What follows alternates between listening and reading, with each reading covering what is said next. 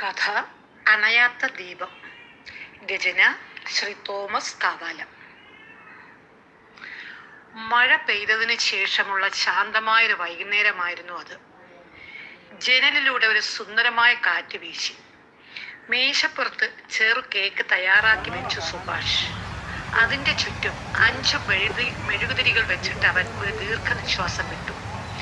തൻ്റെ ജീവനായ മകൾ രശ്മി, ജീവിതത്തെ പ്രകാശമാനമാക്കിയ രശ്മി, അവൾ അകലെയല്ലാതെ അവളുടെ കളിപ്പാട്ടങ്ങൾ വ്യാപൃതയായിരുന്നു. അവൾ നിഷ്കളങ്കമായ ചിരിയോടെ ഓടി വന്ന് ചോദിച്ചു, അച്ഛാ, ഞാൻ മെഴുകുതിരികൾ അണയ്ക്കണമോ? അയാൾ അവളെ ഒന്ന് നോക്കി. ആ ചെറുമുഖത്തിൽ അവന്റെ ലോകം മുഴുവൻ തെളിഞ്ഞു. മോളെ, അണയ്ക്കാം, പക്ഷെ അതിനു മുമ്പ് നീ ആ കേക്ക് കട്ട് ചെയ്യണം. അവൾ അങ്ങനെ ചെയ്തു. അപ്പോൾ അയാൾ പറഞ്ഞു, മോളെ, ഞാൻ ആ പാട്ട് പാടാം, നീയും ഞാനും മാത്രം. അപ്പോൾ അമ്മ സ്വർഗത്തിലിരുന്ന് പാടുന്നുണ്ടാകുമല്ലേ അച്ഛാ? അയാളുടെ മുഖം ഒന്ന് പാടി. അത് മറയ്ക്കാൻ വേണ്ടി അയാൾ പാടി, happy birthday to you Rashmi, happy birthday to U.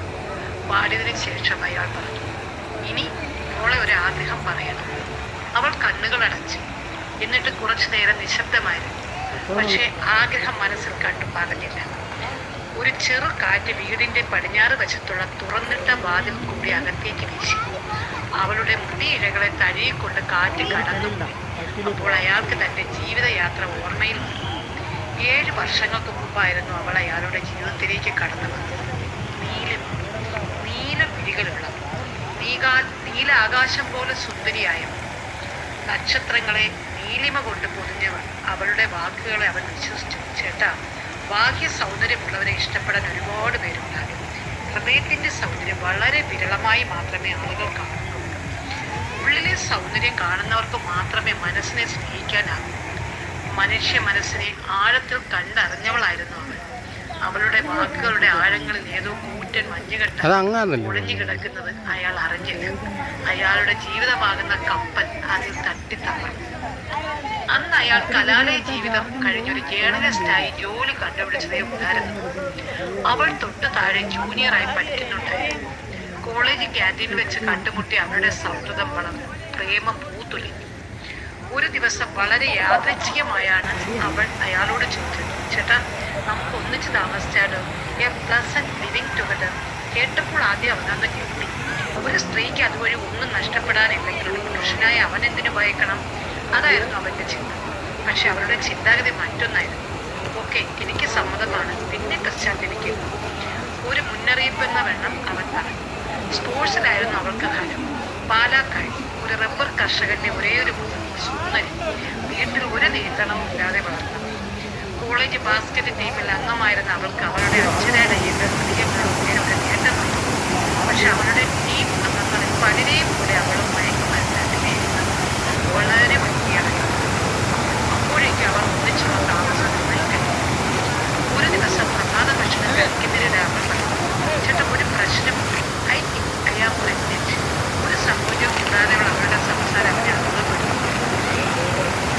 ഗർഭിണിയാണെന്ന് അറിഞ്ഞപ്പോൾ ഗർഭം അലസിപ്പിക്കാൻ പല പ്രാവശ്യം അവൾ ആവശ്യപ്പെട്ടു. പക്ഷെ അവൻ നൽകിയില്ല. തുടക്കമല്ലേ, നമ്മൾ വീട്ടിൽ പറഞ്ഞ് വിവാഹം കഴിക്കും. തുടക്കമല്ല ചേട്ടാ, 6-7 മാസം അവൾ പറഞ്ഞു. അതോടെ പ്രസവിക്കാൻ മാനസികമായി അവൾ തയ്യാറാണ്. ഒരു ദിവസം നീലിമ പ്രസവിച്ചു. രാവിലെ പ്രസവിച്ച് അവൾ വൈകുന്നേരം പോയി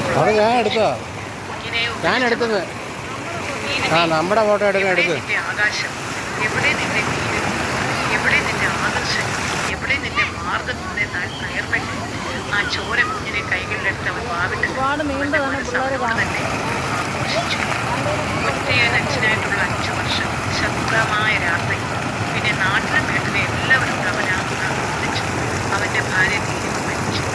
ആ നീലിമ ആകാശത്തിൽ നിറഞ്ഞു. അപ്പോൾ അതിന് സത്യമായി അവന് മരിച്ചവൾ, എല്ലാവർക്കും മരിച്ചവളായി അവന്റെ മുഖത്ത്. പിന്നെ ജീവിതം രശ്മിക്ക് വേണ്ടി അവൾ പനി പിടിച്ചു ഉണർന്നിരുന്ന നിമിഷം അവളുടെ ഒരു ചിരിക്ക് വേണ്ടി ചൊല്ലിയ നൂറോളം പ്രാർത്ഥന, ആഴ്ച. പെട്ടെന്ന് അവളുടെ വിളി കേട്ടാണ് അയാൾക്ക് പരിസരബോധം ഉണ്ടായത്.